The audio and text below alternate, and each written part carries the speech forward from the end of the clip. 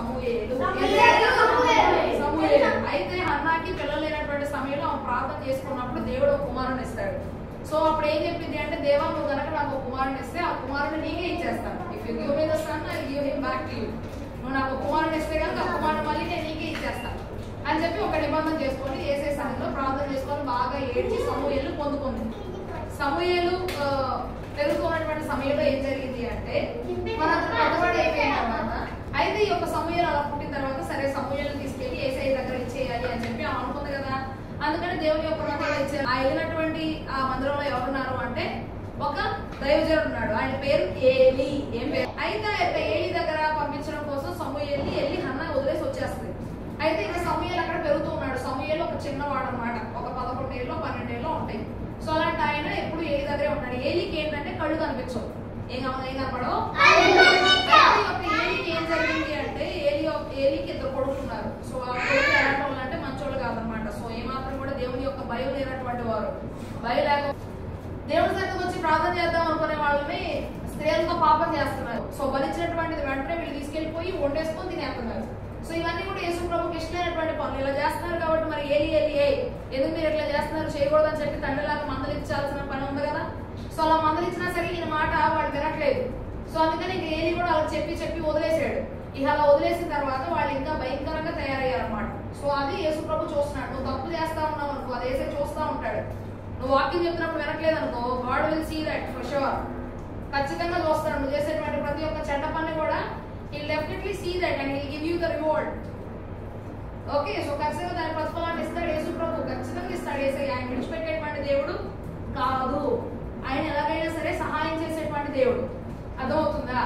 ఏం జరిగింది అంటే, ఈ యొక్క సమూయేలు కూడా చాలా నమ్మకంగా మంచి బిడ్డలాగా జీవిస్తూ ఉన్నాడు. చక్కగా ఏలి గారు ఏం చెప్తా చేస్తాడు. ఏలి కళ్ళు కనిపించవు కదా, సో ఆయన కళ్ళు సరిగ్గా కనపడలేదు. ఎందుకంటే పెద్దవాడు అయిపోయాడు, చాలా ముసలివాడు అయిపోయాడు. సో అందుకని ఆయన కళ్ళు కనిపించకపోయేసరికి ఆయనకి ఏది కావాలంటే అది తీసుకొస్తున్నాడు. ఈ యొక్క సమూయేలు నా కుమారుడు వెళ్ళి తీసుకొస్తావా అంటే సమూయేలు వెళ్ళి పట్టుకొస్తాడు అనమాట. So I giving everything to your parents. Me parents ఎవరన్నా అడిగితే నీళ్ళు తీసుకొచ్చి ఇవ్వమంటే ఇస్తున్నారా? అన్నం పెట్టమంటే పెడుతున్నారా? ఎక్కడికన్నా కొట్టుకెళ్ళి అన్న కొనుక్కురండి అంటే కొనుక్కొస్తున్నారా? So obedience is very important. Okay, so obedience is very important. మనకు ఖచ్చితంగా విధేయత అనేటువంటిది చాలా ఎక్కువగా ఉండాల్సినటువంటి అవసరం ఉందన్నమాట. అయితే ఏమైంది అంటే, ఈ యొక్క సమూయేలు అంత మంచిగా జీవిస్తున్నటువంటి సమయంలో ఒకరోజు యేసు ప్రభు సమూయేలుతో మాట్లాడాలి అని అనుకున్నాడు. మరి పాత నిబంధన కాలంలో యేసు ప్రభు అనేవాడు కాదు, యేసు కాల్ హిమ్ యాజ్ యెహోవా. ఓకే, సో ఆయన ఏమనేవాడు అంటే యెహోవా అని పిలిచేవాడు, యేసు అని పిలిచేవాడు కాదు, యెహోవా అని పిలిచేవాడు. సో యెహోవా తండ్రి అనేవాళ్ళు అనమాట. ఇది అంటే ఈ యొక్క సమూయేలు పడుకున్నాడు అనమాట. ఎక్కడ పడుకున్నాడు? మందసం ఉన్నటువంటి ఆయన గదిలో పడుకున్నాడు సమూయేలు. ఈ ఏలి ఏమో బయట పడుకున్నాడు.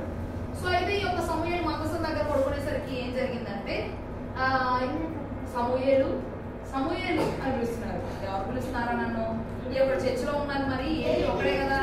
సో ఏలి పిలుస్తున్నాడేమో అనుకొని ఏలి దగ్గరికి వెళ్ళాడంట. అప్పుడు ఏలి దగ్గరికి వెళ్ళి ఏంటి నన్ను పిలిచారు కదా, ఏం కావాలి చెప్పండి అని అడుగుతాడు. నేనేం పిలవలేదు, నువ్వు వెళ్ళిపోయి పడుకో అని చెప్తాడు. అది చెప్పగానే సమూయేలు వెళ్ళిపోయి పడుకుంటాడు. సరే కదా అయిపోయిన తర్వాత మళ్ళీ సమూయేలు అని అది వినగానే నన్ను ఎవరో పిలుస్తున్నారు అనుకోని మళ్ళీ ఏలి పిలుస్తుంది. ఎవరు లేరు అక్కడ, ఏలి ఒక్కడే ఉన్నాడు. సో ఏలి నన్ను పిలుస్తున్నాడేమో అని చెప్పి అక్కడికి వెళ్ళాడు. వెళ్ళిన తర్వాత ఏలి దగ్గరికి వెళ్ళగానే ఏలి అన్నాడు, నేను పిలవలేదు, వెళ్ళి పడుకో అని చెప్పాడు. ఇక చెప్పగానే ఇంక పడుకున్న తర్వాత మళ్ళీ సమూయేలు అని పిలుస్తాడు. I mean that means God is calling. Okay, so God is calling Samuel. పిలుస్తా ఉన్నాడు సమూయేలుని. పిలవగానే ఇంక సమూయేలు మళ్ళీ లేచాడు. మళ్ళీ సమూయేలు లేచి ఏలి దగ్గరికి వెళ్ళాడు. ఏంటి నన్ను పిలిచావా అని అడిగాడు. పిలవగానే లేదు నేను పిలవలేదు, ఈసారి కనుక నేను పిలిస్తే అప్పుడు ఏలికి అర్థమవుతుంది, ఓహో యేసు ప్రభు ఎవరు పిలుస్తున్నాడు? సమూయేలు పిలుస్తున్నాడు, యెహోవా సమూయేలు పిలుస్తున్నాడు అని చెప్పి సమూయేలు చెప్తాడు. ఈసారి నేను ఎవరైనా పిలిచారనుకో, చిత్తము దేవా నీ దాసుడు ఆలకించున్నాడు, సెలవిమ్ము అని చెప్తాడు. అలా చెప్పు అని చెప్పి ఏలి సమూయేలు చెప్తాడు. ఈసారి సమూయేలు పడుకుంటాడు. మళ్ళీ సమూయేలు అనగానే ఈసారి చిత్తం ప్రభా నీ దాసుడు ఆలకించున్నాడు, సెలవిమ్ము అంటాడు. ఇంకెప్పుడైతే అలా అంటాడో ఇక అన్న వెంటనే యేసు ప్రభు చెప్తాడు అనమాట. ఇంతవరకు సమూయేలుతో ఎప్పుడు యేసు ప్రభు మాట్లాడలేదు, ఇదే ఫస్ట్ టైం మాట్లాడతాడు. సో ఇంకా అలా మాట్లాడేసరికి ఏం జరిగింది అంటే, సమూయేలు అమ్మో యేసు ప్రభు నాతో మాట్లాడుతున్నాడు అన్న విషయాన్ని గ్రహించుకొని మరి చిన్న ప్రాయంలో యేసే నీతో కూడా మాట్లాడతాడు. You can pray to the God every day, God will definitely talk to you. యేసే నీతో మాట్లాడతాడు ఖచ్చితంగా. కాకపోతే నువ్వు ప్రార్థన చేయాలి రోజు. ప్రార్థన చేస్తున్నారు. అలా పెంచిన తర్వాత ఏం చెప్పాడు అంటే, యెహోవా ఇగో ఏలీ యొక్క కుమారుల మీదకి నేను ఒక శాపాన్ని తీసుకురాబోతున్నాను, వాళ్ళు చనిపోబోతున్నారు, వాళ్ళ మీదకి ఇంత దోషం రాబోతుంది. సో దీన్ని వాళ్ళు ఏ ప్రాయశ్చిత్తం ద్వారా పోగొట్టుకోలేరు, ఒక బలిని ఇవ్వడం ద్వారానో వాళ్ళు వేసి ప్రార్థన చేయడం ద్వారానో వాళ్ళ యొక్క అపాయాన్ని తప్పించుకోలేరు. ఖచ్చితంగా ఏలీ కుమారులు చచ్చిపోతారు, వాళ్ళ ఇంటి మీద శాపం రాబోతున్నా అన్న విషయాన్ని సమూయేలుకు చెప్తాడు యేసయ్య. యెహోవా ఇంకా అప్పుడు చెప్పినప్పుడు సమూయేలు ఏం చేస్తాడు అంటే, ఆ విషయాన్ని తెలుసుకొని పొద్దున్నే లెగుస్తాడు, దేవాలయ తలుపులు తెరుస్తాడు, ఏలీ దగ్గరికి వెళ్తాడు. కానీ ఏలీకి ఆ విషయాన్ని చెప్పడానికి ధైర్యం సరిపోదు. ఎందుకంటే నీ కొడుకులు చచ్చిపోతారన్న విషయాన్ని తండ్రి చెప్తే తండ్రి తట్టుకోగల, నీ కొడుకులు చచ్చిపోతారన్న విషయం వెళ్ళి తండ్రి చెప్తే తండ్రి తట్టుకోలేడు కదా. అమ్మో నా కొడుకులు చచ్చిపోతారా అని కోపం వస్తుంది కదా, బాధ వేస్తుంది కదా సమూయేలు కదా. కానీ ఈ ఏలీ ఏమంటాడంటే, యెహోవా నీకు ఏం చెప్పాడో నువ్వు మరుగు చేయకుండా ఉన్నావు అన్నట్టు నాకు చెప్పు.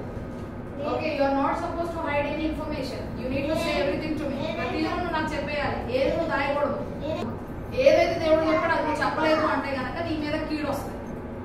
నువ్వు గనక నాకు ఏం జరగబోద్దు ఆ విషయాన్ని చెప్పకుండా నువ్వు దాయాలి అని అనుకున్నావు అనుకో, నా మీద రావాల్సిన కీడు కంటే నీ మీద ఎక్కువ కీడు వచ్చిందని చెప్పాడు. ఇంకా అలా చెప్పగా నీకు సమయం భయం వేసింది అనమాట. ఇంకప్పుడు చెప్పేస్తాడు, యేసు ప్రభు ఏం చెప్పాడంటే, నీ కొడుకులు చనిపోబోతున్నారు, అదే దేవుడు నాకు చెప్పాడు అని చెప్తాడు. ఇంకా అలా చెప్పగా నిజంగానే ఏలీ అంటాడు, యెహోవా చెప్పాడు కదా, సో యెహోవాకి ఏది ఇష్టమైతే అది చేయని, నేను మాత్రం ఏం చేయలేను కదా, నేను చెప్పాను నా కొడుకులు, వాళ్ళ మాట లేదు, అలాగే పాపం జీవిస్తున్నారు, సరే వాళ్ళు చచ్చిపోతారు, యేసయ్య చెప్పిందని ఎవరు ఆపలేరు కదా.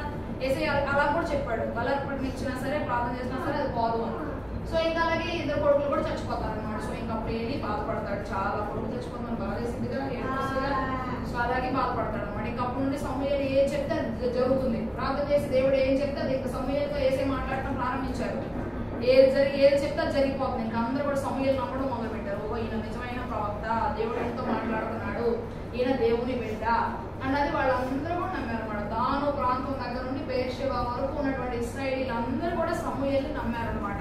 ఆయన ఒక ప్రవక్తగా వారు ఎంచుకున్నారనమాట. సో అట్లాగా సమూయేలు ఎంతో దేవుని యొక్క సేవ చేశారు. చాలా కాలం ఇశ్రాయేల్